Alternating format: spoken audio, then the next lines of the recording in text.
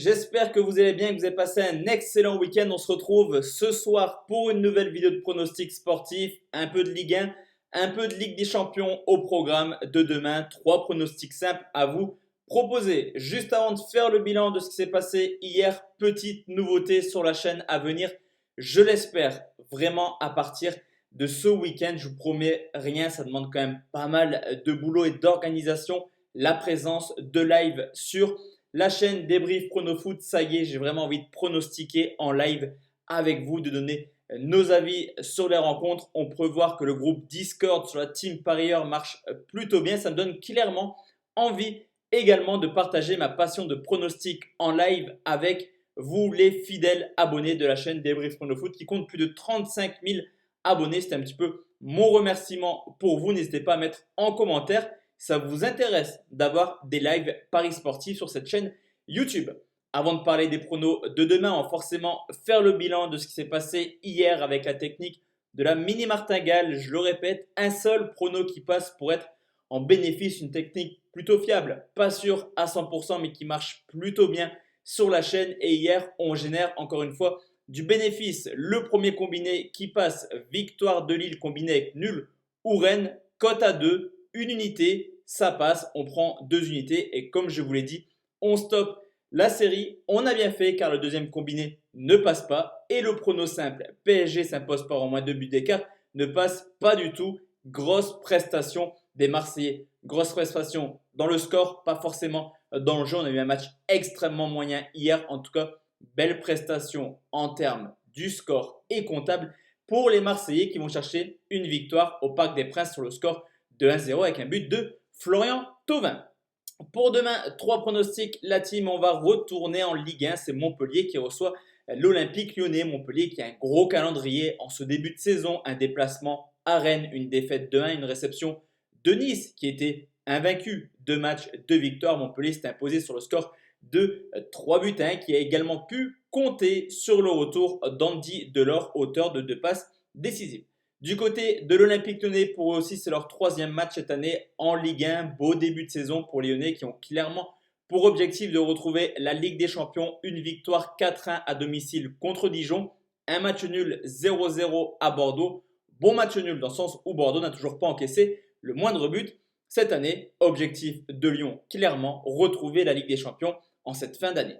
Alors la victoire de Montpellier à domicile contre Nice, ça confirme clairement ce qu'on a vu des Héroltais l'année dernière. Une équipe très compliquée à bouger à domicile. 14 matchs, 10 victoires, 10 nuls pour seulement 2 défaites. Et il est loin le temps où Montpellier faisait 0-0 ou 1-0. On l'a vu, 3 buts marqués contre Nice, mais également l'année dernière à domicile. C'est tout de même la 4e meilleure attaque avec 26 buts marqués. Delors l'aborde, un gros potentiel offensif quand même du côté des sudistes. Du côté de Lyon, je vous l'ai dit, large victoire 4-1. Là aussi, il y a du talent offensif.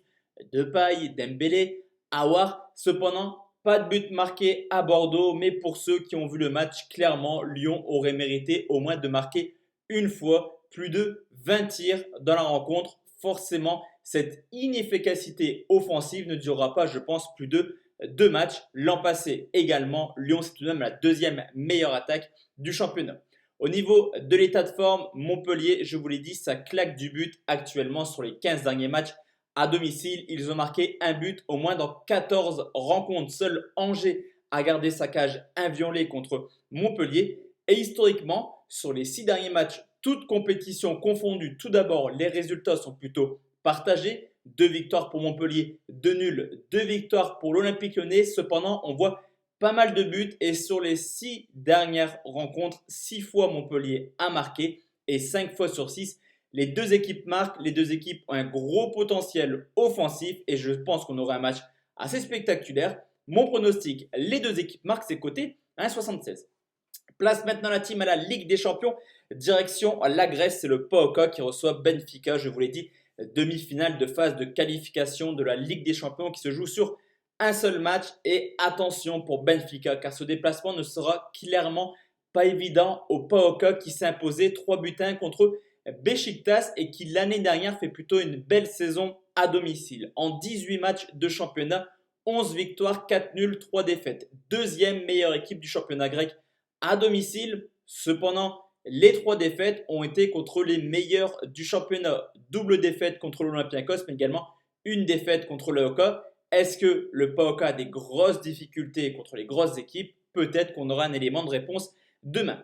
Du côté de Benfica, après une fin de saison complètement chaotique, qui a vu les Portugais seulement remporter 5 matchs en championnat et perdre en finale de coupe contre Porto? Benfica a eu beaucoup de difficultés, mais pas mal de changements cet été. Tout d'abord, le retour de l'entraîneur Jorge Jesus qui est revenu du côté de Benfica. Également un beau petit recrutement avec 2 pépites brésiliennes. Everton déjà auteur d'un but en match amical, également Pedrinho. Justement, en parlant de match amical, 3 matchs amicaux pour Benfica pour recommencer à se mettre en route dans cette nouvelle saison de football et des belles prestations. 3 matchs, 3 victoires contre Braga, Bournemouth, mais également le Stade Rennais. Du côté du PAOK, la saison également bien commencée avec une victoire 1-0 à domicile. Cependant, historiquement, 3 déplacements pour Benfica au PAOK, 3 victoires, match quasiment à huis clos. On le sait, les supporters en Grèce sont complètement fous et entraînent leur équipe à s'imposer. Sans les supporters, le PAOK aura beaucoup plus de mal, je pense, et je vais partir sur une victoire des Portugais de Benfica côté 1,82.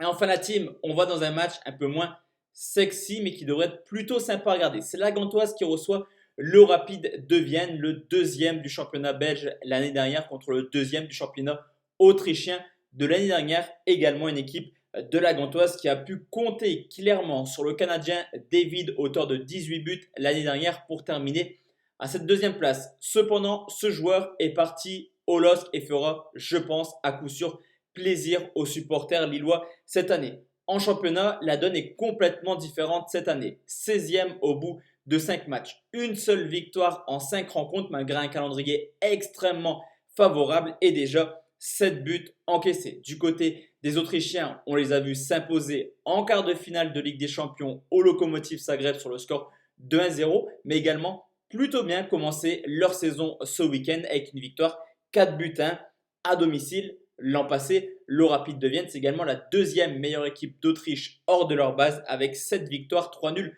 une seule défaite et 27 buts marqués. Ils ont créé un exploit en s'imposant sur le terrain de l'ASK Linz, troisième du championnat sur le score de 4-0.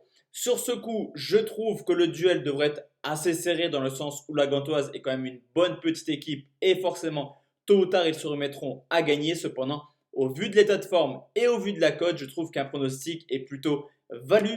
La qualif du Rapid de Vienne, c'est coté à 2,05. Donc voici la team, mes 3 pronostics pour demain. On se retrouve demain soir pour une nouvelle vidéo. D'ici là, portez-vous bien. Excellente soirée la team et à demain. Ciao, ciao.